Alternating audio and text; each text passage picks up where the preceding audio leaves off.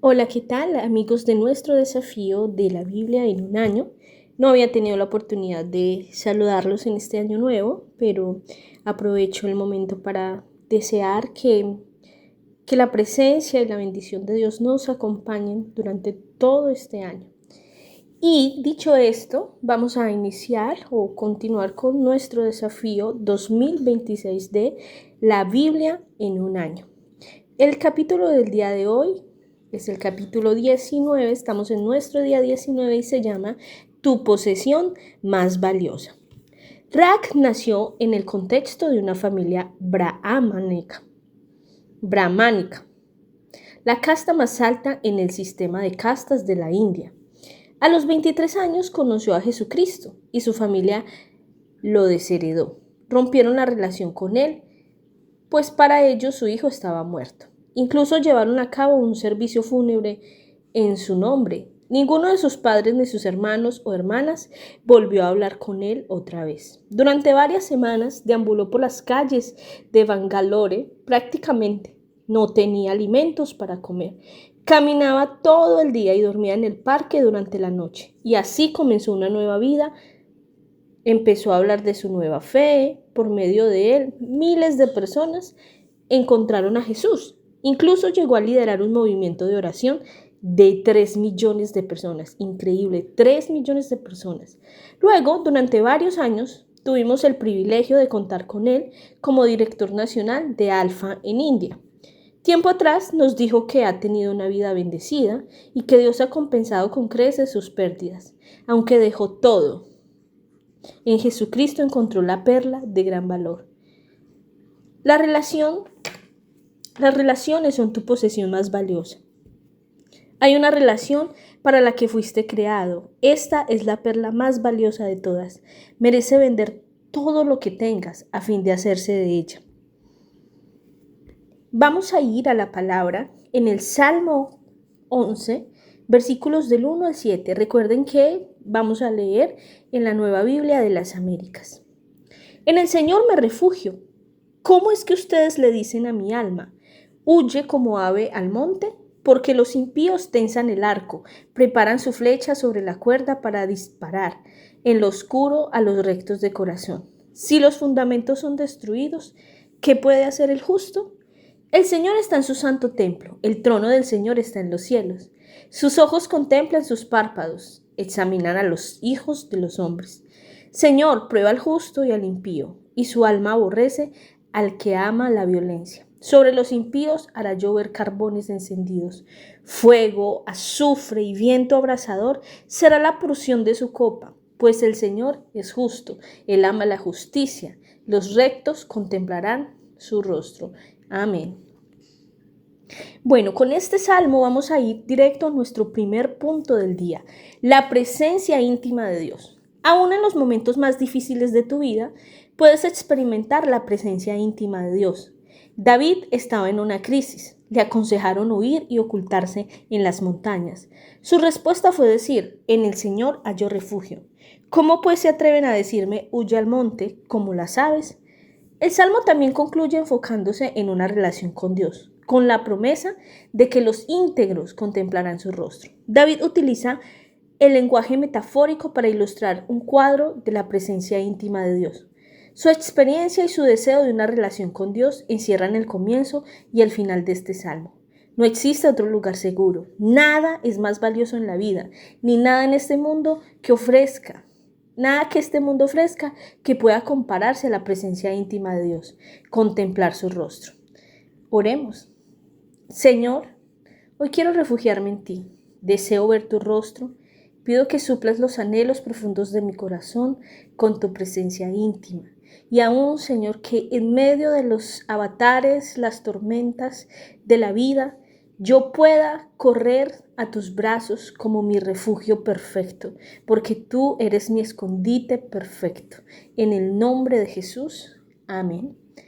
Bueno, vamos a continuar y los voy a invitar a que vayamos ahí a la palabra en el Evangelio de San Mateo, capítulo 13, versículos del 36 al 58. Dice, entonces Jesús dejó a la multitud y entró en la casa. Y se acercaron sus discípulos diciendo: «Explícanos la parábola de la cizaña del campo». Jesús les respondió: «El que siembra la buena semilla es el Hijo del Hombre, y el campo es el mundo. La buena semilla son los hijos del reino, y la cizaña son los hijos del maligno. El enemigo que la sembró es el diablo. La siega es el fin del mundo, y los segadores son los ángeles. Por tanto, así como la cizaña se recoge y se quema en el fuego, de la misma manera será el fin del mundo. El Hijo del Hombre enviará a sus ángeles y recogerán su reino a todos los que son piedra de tropiezo y a los que hacen iniquidad, y los echarán en el horno de fuego. Allí será el llanto y el crujir de dientes. Entonces los justos resplandecerán como el sol en el reino de su Padre. El que tiene oídos, que oiga. El reino de los cielos es semejante a un tesoro escondido en el campo, que al encontrarlo un hombre lo vuelve a esconder y de alegría por ello va, vende todo lo que tiene y compra aquel campo. El reino de los cielos también es semejante a un mercader que busca perlas finas, y al encontrar una perla de gran valor, fue, vendió todo lo que tenía y la compró. El reino de los cielos también es semejante a una red barredera que se echó en el mar y recogió peces de toda clase. Cuando se llenó, la sacaron a la playa, se sentaron y recogieron los peces buenos en canastas, pero echaron fuera los malos. Así será en el fin del mundo. Los ángeles saldrán y sacarán a los malos de entre los justos y los arrojarán en el horno de fuego. Allí será el llanto y el crujir de dientes. ¿Han entendido ustedes todas estas cosas? Sí, le dijeron sus discípulos. Ellos entonces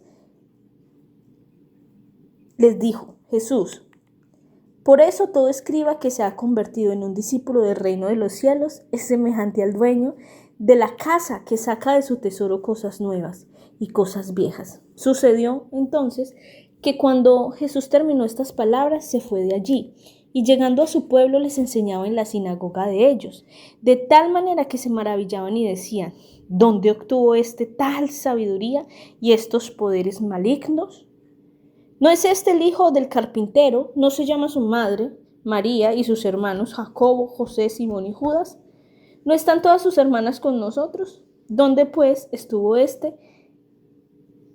obtuvo todas estas cosas? Y se escandalizaban a causa de él. Pero Jesús les dijo: no hay profeta sin honra sino en su propia tierra y en su casa. Y no hizo muchos milagros allí a causa de la incredulidad de ellos. Bueno, con esta lectura del Evangelio de Mateo, vamos a ir a nuestro segundo punto.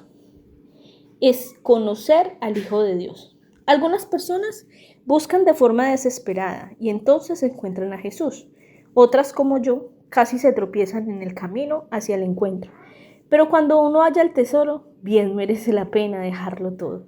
En medio de la parábola de la mala hierba y en la de la red, Jesús narra dos parábolas breves. La única diferencia entre las dos es que en un caso la persona busca activamente y en el otro pareciera tropezarse con ello. En ambas situaciones hay algo de mucho valor, hay un tesoro. O sea, en las dos historias que Jesús nos está contando aquí, hay un tesoro, ¿cierto? Perlas finas, valió la pena vender todo lo que tenía. Ahí es donde se halla la verdadera alegría. El verdadero tesoro y el gran valor y el reino de los cielos consiste principalmente en conocer al Rey. Todo consiste en Jesús, y como respondamos a Él es la perla de gran valor que Rack y millones de personas han descubierto. Al contemplar la maldad en el mundo, te preguntas por qué Dios no la soluciona de forma directa, eliminándola por completo. En la parábola de la mala hierba, el siervo quiere arrancarla, pero el dueño se rehúsa, pues ha de venir un juicio. Jesús advierte sobre el destino de quienes hacen pecar y de todos aquellos que obran maldad. Afirma que la mala hierba será arrancada y echada al horno de fuego. Promete que un día los justos, o sea, los justificados con Dios a través de Jesús, brillarán como el sol en el reino del Padre. En tu relación con Dios, la que hace que brilles, y esto significa que un día brillarás como el sol en el reino de Dios. Es decir, nosotros podemos brillar solo porque tenemos una relación con Dios y es la luz de Jesús a través de nuestra vida, la que brilla. Pero Él no permitirá aún la destrucción de todo lo malo. Quiere reunir todo el trigo en su granero. Permite de forma deliberada un retraso hasta el fin del mundo, de modo que más gente tenga tiempo para responder a la buena noticia de Jesús y así encontrar la posesión más valiosa. Vamos a orar. Señor, gracias porque la perla de gran valor es la relación contigo. Manténme cerca de ti y ayúdame a evitar todo lo que me aparte de dicha relación. Gracias, Señor, porque aunque a veces o seguramente la mayoría de nosotros no te estábamos buscando, tú saliste a nuestro encuentro. Tú permitiste que halláramos ese gran tesoro que es tu presencia. Ayúdanos a valorarla y a honrarla como tú te mereces. Amén. Bueno, para nuestro tercer punto vamos a ir a Génesis y vamos a leer 2 capítulos de Génesis, el capítulo 38 y el capítulo 39. Iniciamos con el capítulo 38, versículo 1. Vamos a encontrar 2 historias bien diferentes, así que estén atentos para que encontremos las diferencias del actuar y del proceder de estos 2 varones de los que vamos a hablar. Génesis 38, 1 dice: Por aquel tiempo Judá se separó de sus hermanos y visitó a una adulamita llamada Hira. Allí Judá vio a la hija de un cananeo llamado Súa. La tomó y se llegó a ella. Ella concibió y dio a luz un hijo y le puso por nombre Recuerden que Judá, aunque es un nombre de la tribu de Israel, pues también era uno de los hijos de Jacob, ¿sí? Entonces aquí estamos hablando de ese hijo. Concibió otra vez y dio a luz otro hijo y le puso por nombre Onán. Aún dio a luz a otro hijo y le puso por nombre Sela. Y fue en Gesib que le nació entonces. Judá tomó después mujer para su primogénito, la cual se llamaba Tamar. Pero el primogénito de Judá, era malo ante los ojos del Señor y el Señor le quitó la vida. Entonces Judá dijo a Onán: Llégate la mujer de tu hermano y cumple con ella tu deber como cuñado y levanta descendencia a tu hermano. Bueno, no sé si ustedes sepan, pero cuando en el tiempo antiguo una mujer quedaba viuda, se suponía que el hermano o un pariente muy cercano debía casarse con ella y tener hijos con ella. La cosa es que cuando tenían hijos, el padre de esa criatura no quedaba como su padre, sino que le daba descendencia a su hermano fallecido. Entonces, esta situación a Onán, el segundo hijo de Judá, no le gustó, porque él sabía que si tenía hijos con Tamar, pues la descendencia no iba a ser de él, sino de su hermano fallecido.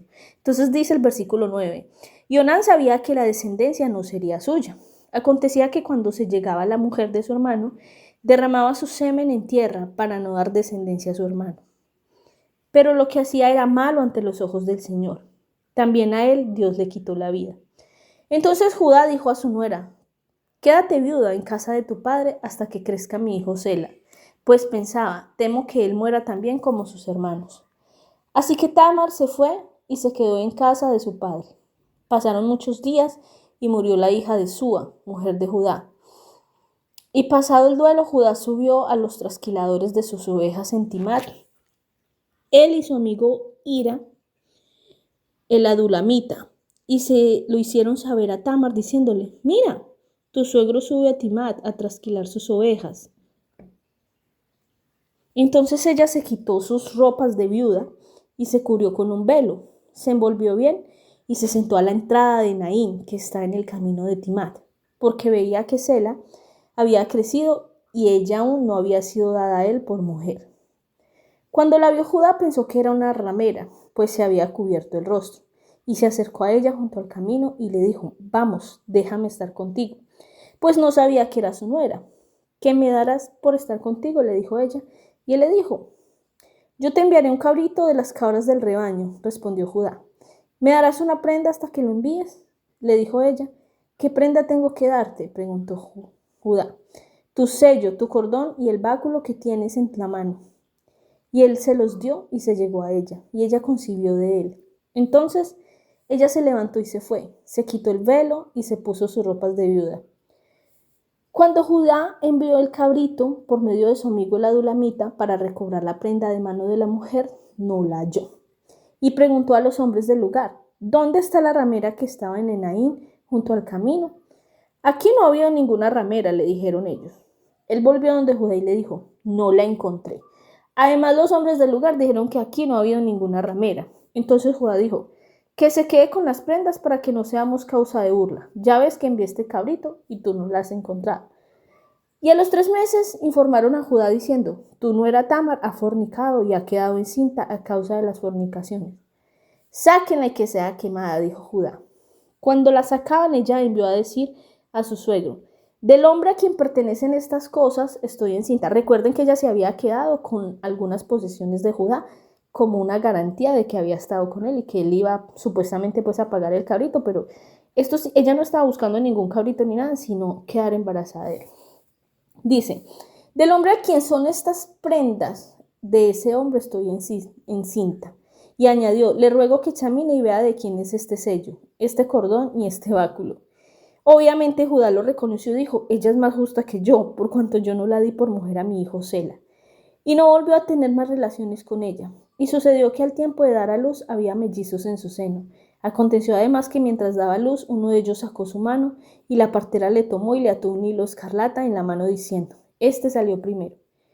Pero sucedió que cuando él retiró su mano, su hermano salió. Entonces ella dijo, ¿qué brecha te has abierto? Por eso le pusieron por nombre Fares. Después salió su hermano que tenía el hilo escarlata en la mano y le pusieron por nombre Sara. Bueno, finalizamos esta historia de Tamar y Judá. Y vamos a mirar otra historia que yo sé que es muy conocida por todos. Génesis 39, del 1 al 23, Nueva Biblia de las Américas. Cuando José fue llevado a Egipto, Potifar, un oficial egipcio de Faraón, capitán de la guardia, lo compró a los ismaelitas que lo habían llevado allá. Pero el Señor estaba con José, que llegó a ser un hombre próspero y vivía en la casa de su amo, el egipcio. Y vio su amo que el Señor estaba con él y que el Señor hacía prosperar en su mano todo lo que él hacía. Así José halló gracia ante sus ojos y llegó a ser un siervo personal. Y él lo hizo mayordomo sobre su casa y entregó en su mano todo lo que poseía. Y sucedió que desde el tiempo en que lo hizo mayordomo sobre su casa y sobre todo lo que poseía, el Señor bendijo la casa del egipcio por causa de José. La bendición del Señor estaba sobre todo lo que poseía en la casa y en el campo. Así que todo lo que poseía lo dejó en mano de José, y con él allí no se preocupaba de nada, excepto del pan que comía. Y era José de gallarda figura y de hermoso parecer. Sucedió después de estas cosas que la mujer de su amo miró a José con deseo y le dijo, acuéstate conmigo. Pero él rehusó y dijo a la mujer de su amo, estando yo aquí, mi amo no se preocupa de nada en la casa, y ha puesto en mi mano todo lo que posee. No hay nadie más grande que yo en esta casa, y nada me ha rehusado, excepto usted, pues es su mujer. ¿Cómo entonces podría yo hacer esta gran maldad y pecar contra Dios? Y ella insistía a José día tras día, pero él no accedió a acostarse con ella o a estar con ella. Pero un día que él entró en casa para hacer su trabajo y no había ninguno de los hombres de la casa allí dentro, entonces ella tomó a José de la ropa y le dijo, acuéstate conmigo. Pero él le dejó su ropa en la mano y salió huyendo afuera. Cuando ella vio que él había dejado su ropa en sus manos y había huido afuera, llamó a los hombres de su casa y le dijo, miren, Potifar nos ha traído un hebreo para que se burle de nosotros. Vino a mí para acostarse conmigo, pero yo grité a gran voz. Cuando él oyó que yo alzaba la voz y gritaba, dejó su ropa junto a mí y salió huyendo afuera. Ella dejó junto a sí la ropa de José hasta que su señor vino a casa. Entonces ella le habló con estas palabras, vino a mí el esclavo hebreo que nos trajiste para burlarse de mí. Y cuando levanté la voz y grité, él dejó su ropa junto a mí y huyó afuera. Cuando su señor escuchó las palabras que su mujer le dijo, esto es lo que tu esclavo me hizo, se encendió su ira. Entonces el amo de José lo tomó y lo echó a la cárcel, en el lugar donde se encerraban los presos del rey. Allí permaneció en la cárcel. Pero el Señor estaba con José, le extendió su misericordia y le concedió gracia ante los ojos del jefe de la cárcel. El jefe de la cárcel confió en mano de José todos los presos que estaban en la cárcel. Y de todo lo que allí se hacía, él era responsable. El jefe de la cárcel no supervisaba nada que estuviera bajo la responsabilidad de José, porque el Señor estaba con él y todo lo que él emprendía, el Señor lo hacía prosperar. Experimentar la bendición de Dios es nuestro tercer punto. ¿Tus circunstancias actuales están lejos de lo ideal? ¿Te sientes constreñido por ellas? ¿Desearías tener un nuevo trabajo, vivir en un sitio distinto o tener una relación diferente? Sea cuales fueren tus circunstancias, este pasaje muestra que si permaneces fiel a Dios, puedes experimentar su presencia, su favor y su bendición, justo allí donde te encuentres. Aquí vemos un contraste muy grande entre las dos historias. Entre la infidelidad y la hipocresía de Judá y la fidelidad de José al afrontar la tentación sexual. Judá, que estaba vulnerable pues acababa de morir su esposa, cayó en pecado. Su propia nuera, Tamar, se disfrazó de incógnito como prostituta y él se acostó con ella. Como prenda le dejó su sello, su cordón y su bastón. Ella quedó embarazada. Al enterarse de que su nuera había sido culpable de prostitución, quedando embarazada como resultado, Judá dijo: sáquenla y quémenla. Ella entonces mostró lo que él le había dejado: este sello y el cordón del sello y este bastón.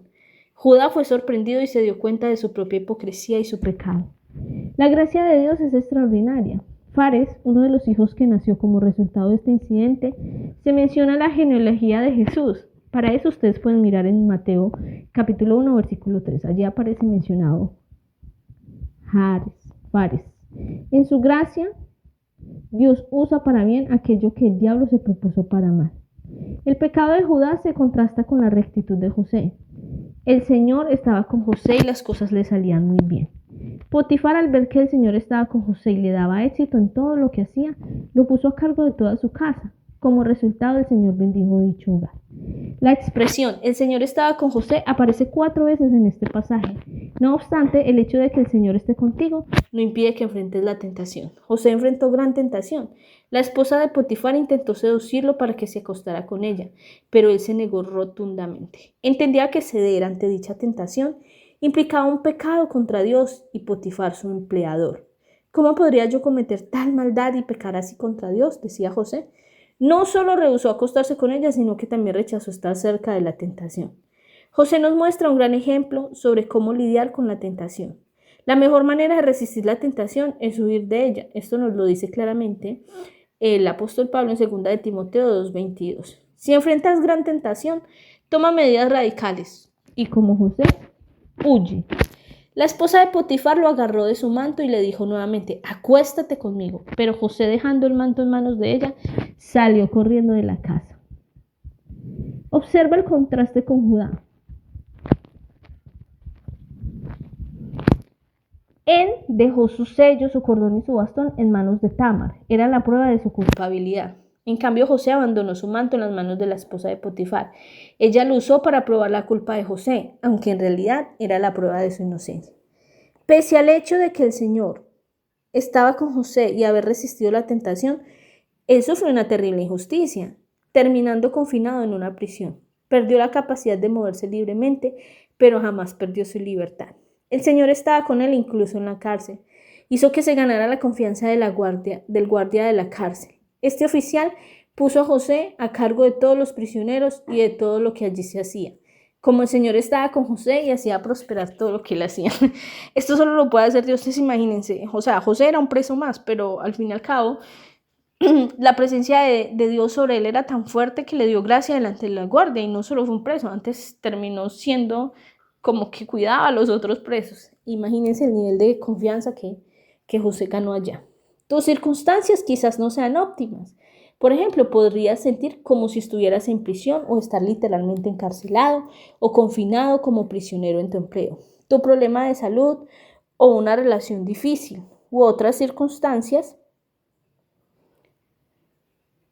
Pero en medio de todo, si permaneces fiel a Dios, experimentarás su presencia junto a ti, su favor ante los ojos de los demás y su bendición en tu vida. Esta es la perla de gran valor. Es tu posesión más valiosa. Amén. Vamos a orar. Señor, gracias porque incluso cuando las cosas parecen salir mal y surgen las pruebas y las tentaciones, sé que estás conmigo y puedo experimentar tu bendición en mi vida. Gracias, Señor, porque tú eres la posesión más valiosa que yo tengo. Gracias porque tú eres el tesoro más grande que puede haber en mi vida. Y aunque pase por las aguas, aunque pase por el fuego, tu presencia es la que me alienta, tu presencia me da la fuerza para superar esos obstáculos. En el nombre de Jesús. Amén.